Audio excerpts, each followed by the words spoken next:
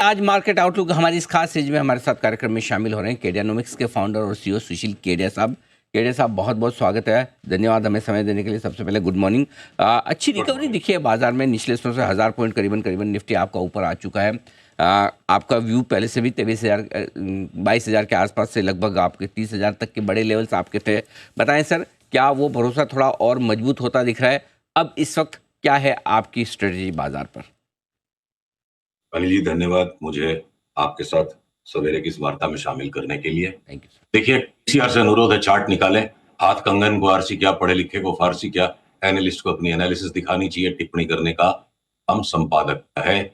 मैं इंतजार कर रहा हूं पीसीआर, कृपया इस चार्ट को दिखाएं। मैं निफ्टी से शुरुआत करूंगा।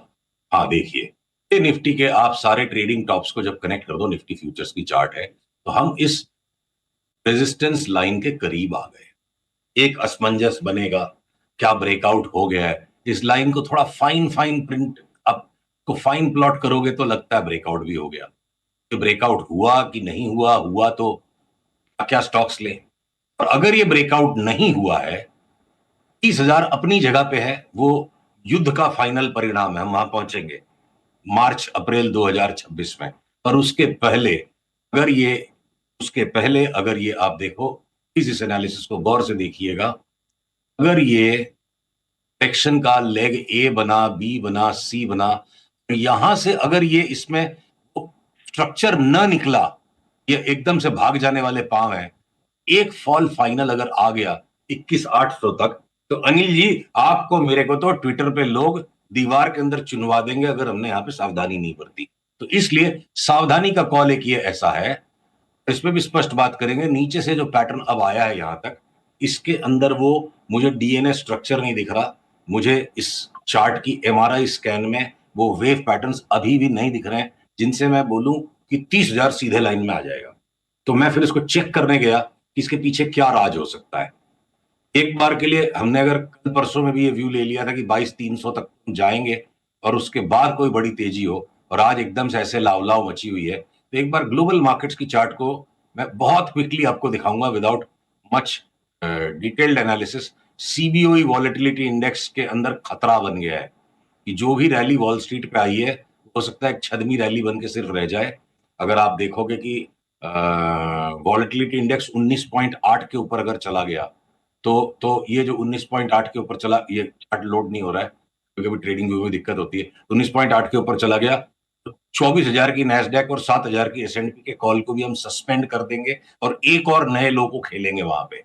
एसएनपी और नैस्डैक पे एक और नया लो साफ साफ दिखता है अगर आज रात को या कल 19.8 के ऊपर सीबीओ इंडेक्स चला गया। दूसरी बड़ी खतरे की घंटी ग्लोबल मार्केट्स में है। डॉलर इंडेक्स बहुत ज्यादा घट चुका है, एक्सट्रीम ओवरसोल्ड है, रिवर्सल के संकेत मिलने लगे हैं। अगर वो आज भी रात को ऊपर बंद दे देगा तो दूसरी बड़ी खतरे की घंटी बज जाएगी। आपको याद होने की जनवरी में हमने बात की थी, ट्रेड ऑफ द ईयर होगा ब्रिटिश पाउंड।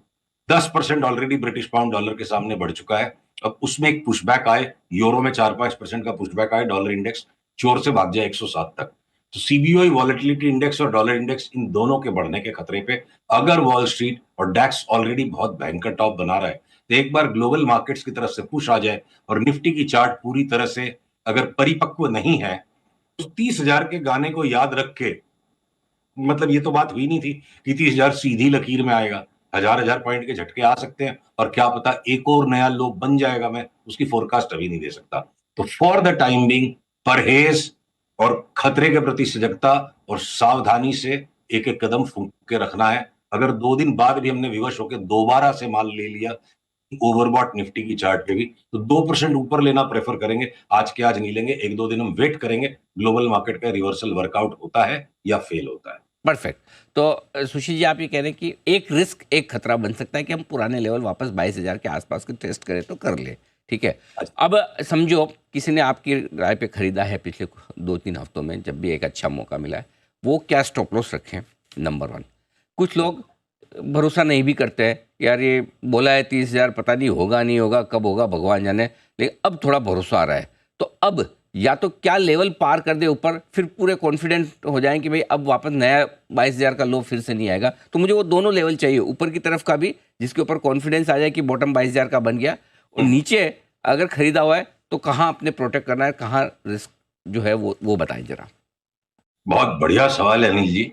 मतलब आपकी मेरी बात का पूरा निचोड़ निकल जाएगा इस एक सवाल के उत्तर में, और इसलिए मैं आपसे अनुमति लूंगा कि मैं इसमें दो लाइनें एक्स्ट्रा ऐड करूं। जी जी। देखिए, भविष्य के अंदर जो भविष्य के गर्भ में जो अनिश्चितता है, वो अनिश्चितता ही परिवर्तन को जन्म देगी, और वो परिवर्तन ही घाटे या नफे का कारण बनेगा। तो उस अनिश्चितता के अनुपात को अपनी सामर्थ्य के अनुसार जो भांप के उठा पाएगा, अपनी सामर्थ्य से ज्यादा अनिश्चितता पोजीशन उठाने वाला, दोनों सूरत में रॉन्ग हो जाएगा। तो स्टॉप लॉसेस दोनों साइड के जो हैं, उनको इस बात को ध्यान में रखते हुए करना है कि हमारे पास पूरी जिंदगी में भी और शेयर बाजार में भी सिर्फ यही मौके मिलेंगे कि कौन गलती कम करता है। सही काम करने का अगर आंसर मिल जाएगा कि सही क्या है, तो अनिश्चितता खत्म हो जाएगी। अनिश्चितता खत्म हो जाएगी तो परिवर्तन आएगा ही नहीं। तो कहां गलती कम होने की चांस है, मैं उसको आइडेंटिफाई करने में आपकी हेल्प करूंगा, क्योंकि इससे ज्यादा मनुष्य पता कर ही नहीं सकता है। तो नीचे के लेवल्स में देखिए, अगर 22,300 के नीचे अगर चला गया, तो हम फिर एक बार 21,000 की मंदी खेलेंगे। 22,300 के नीचे चला गया तो ये नीचे का तो आंसर बड़ा क्लियर हो गया। और ऊपर के लेवल्स में ऐसा कि चार्ट बहुरूपिया रूप ले सकती है, और इस बहुरूपिया रूप के अंदर में मैं सहारा लूंगा थोड़े कॉम्प्लिकेटेड सेटअप का, कि वॉलेटिलिटी इंडेक्स 19.8 के ऊपर चली जाए वॉल स्ट्रीट में, और एस&पी और सीएन और नेस्डैक, नेस्डैक 300-400 पॉइंट नीचे बंद आ जाए, एस&पी 100 पॉइंट इस भाव से नीचे बंद आ जाए, तो ग्लोबल हाराकिरी के भय में मैं एक बार निफ्टी की अपनी जो भी लॉन्ग्स है उनको काटूंगा, तो एक्सट्रीम ओवरबॉट हो चुकी और ज्यादा मुनाफा दे दी। हो सकता है मैं सीएनएक्स आईटी के स्टॉक्स ले लूंगा, उन पे हम आएंगे, और हम कुछ सिलेक्टिव स्टॉक्स को शॉर्ट करेंगे, और एग्जिस्टिंग लॉन्ग्स में हम अपनी stop loss, trailing stop loss, take profit की करती जाएंगे। दूसरा आंसर इसका एक और है। दो तरह के काम कर सकता है कोई भी हमारी सलाह पे, एक शॉर्ट टर्म ट्रेडिंग करे और एक लॉन्ग टर्म के लिए डिलीवरी की बाइंग उठाए। तो कोल इंडिया ओएनजीसी में अगर किसी को यहां से 70-80% कमाना है, और 5-6-7% की बर्दाश्त अगर नहीं है, तो वो इन्वेस्टर नहीं बन पाएगा। 1-1% की स्टॉप लॉस लगा के इन्वेस्टमेंट नहीं हो सकता, वो ट्रेडर्स का काम है। तो स्टॉप लॉसेज जो है ट्रेडिंग के लिए है। पर अगर 30-32 हजार की निफ्टी का व्यू है, तो कोई जरूरी नहीं है ना कि 21,000 की अगर निफ्टी आएगी तो ओएनजीसी नया लो देगा, या एचपीसीएल बीपीसीएल नया लो देंगे, या एमआरपीएल और चेन्नई पेट्रो जो हमारे मेगा बैगर्स, मल्टी बैगर नहीं मेगा बैगर मूव है, तो क्रूड अगर उबलने को तैयार है, तो एमआरपीएल और चेन्नई पेट्रो में अंट शंट पैसा बन जाएगा। फ्लोटिंग स्टॉक भी नहीं है, प्योर रिफाइनर्स है। रशिया से जैसे हमें सस्ता तेल मिला, ईरान से मिल जाएगा। अगर ईरान इसराइल का झमेला आएगा, तभी क्रूड में इतनी बड़ी तेजी बनेगी। तो अनिल जी, स्टॉप लॉसेस अलग अलग चीजों के अलग अलग तरीके से जुड़ेंगे। फिलहाल चूंकि मैं टीवी पे आपके साथ हूँ, गपशप नहीं मार रहा हूं, तो इसलिए निफ्टी में यह है, 23,300 के नीचे गया तो 21,000 की भी मंदी खेलेंगे। और जब तक वो नहीं होता है, ग्लोबल मार्केट्स में अगर कोई हराकिरी आ जाती है अगले 2-3 दिन में, हो सकता है कि ये निफ्टी इस भाव से भी एक बार 22,300 तक जाए, और 22,300 पे अगर बाई सिग्नल आएगा तो हम दोबारा देख लेंगे। परफेक्ट। पिछली बार आपने कहा भी था कि लगभग लगभग सारे सेक्टर चीख चीख के कह रहे हैं कि 1 गुना 2 गुना 3 गुना तेज होना चाहते हैं, जिससे सबसे खराब सेक्टर है आईटी, वो भी मजबूत होने की तैयारी कर रहा है। तो अब बताएं सर, इस वक्त फिर क्या मजबूत है, क्या कमजोर है, खरीदना कहाँ पसंद करेंगे, बेचना क्या चाहेंगे आप? मैं कोटक महिंद्रा के चार्ट से शुरू करूंगा, क्योंकि अभी सारी चारों तरफ सबके मन में चंचलता है, तो खतरनाक बातों को पहले कर लेना चाहिए। एक बार पीसीआर से अनुरोध है, वापस इस कोटक की चार्ट को दिखाएं। देखिए, बहुत बड़ा बिंदु मैं आपके सामने रखना चाहता हूं कोटक की इस चार्ट पे। ये देखिए, इसकी लॉन्ग टर्म चार्ट आ गई वीकली टाइम होराइजन पे।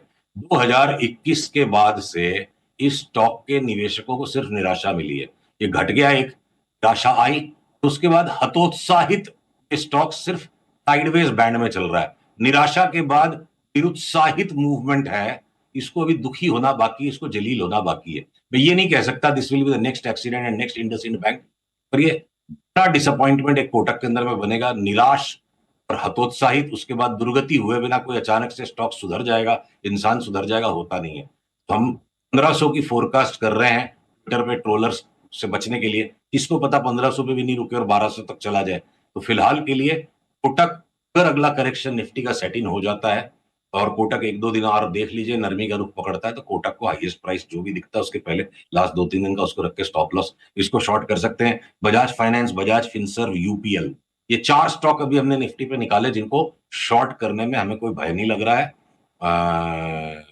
इरिस्पेक्टिव ऑफ निफ्टी आगे भागती है कि नहीं।